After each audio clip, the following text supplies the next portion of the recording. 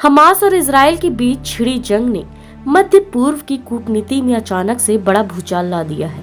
शनिवार से चल रही इस लड़ाई को लेकर लगभग सभी मुस्लिम देशों ने प्रतिक्रिया व्यक्त की है और लड़ाई के लिए इजराइल को जिम्मेदार ठहराया है। सऊदी, कतर, पाकिस्तान जैसे सभी मुस्लिम देशों ने इजराइल की निंदा करते हुए कहा कि फिलिस्तीनियों के लिए अलग राज्य की स्थापना होनी चाहिए। लेकिन मध्य पूर्व के दो इस्लामिक देशों ने बाकी मुस्लिम देशों से अलग रुख अपनाया है।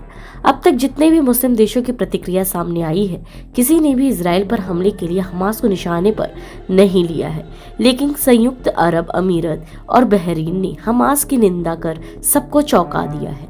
यूएई, बहरीन समेत सभी मुस्लिम देश कभी इजराइल को मध्य पूर्व में अछूत की तरह देखते थे और उससे किसी तरह का रिश्ता नहीं रखा था। लेकिन अमेरिका की कोशिशों के परिणाम स्वरूप सितंबर 2020 में यूएई और बहरीन ने इजराइल के साथ अब्राहम समझौता किया और उससे राजनयिक संबंध स्थापित किए। यूएई और बहरीन इजराइल के साथ संबंध स्थापित करने वाले पहले अरब देश में शामिल हैं। वही राजनयिक संबंध स्थापना के 3 सालों बाद जब हमास और इजराइल के बीच जंग छिड़ गई, तब इन दोनों देशों ने अलग ही रुख अपनाया और अरब देशों से अलग नजर आ रहे हैं। इन देशों के आधिकारिक बयान से संकेत मिलता है कि इस बार हमास के हमले को लेकर ये इजराइल के समर्थन में खड़े हैं।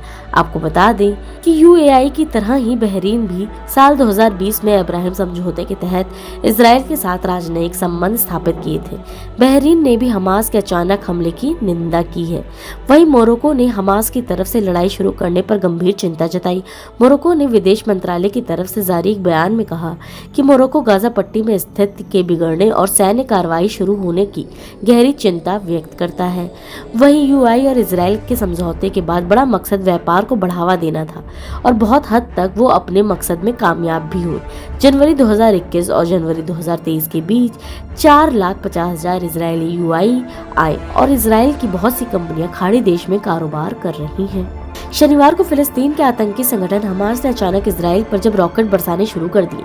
इस हमले के बाद कई हमास आतंकी इजराइल में घुस गए और इजरायली नागरिकों को उनके घर से अपहरण कर बंधक बना लिया।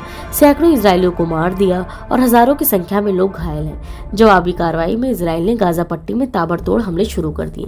दोनों पक्षों की इस लड़ाई में यूएई को छोड़कर सभी मुस्लिम देशों ने फिलिस्तीन का पक्ष लेते हुए इजराइल के अत्याचार के खिलाफ यह हमला बोला है और सऊदी की तरह कतर ने भी लड़ाई के लिए इजराइल को जिम्मेदार ठहराया। कतर ने कहा, इजराइल फिलिस्तीनी लोगों के अधिकारों का दमन करता है।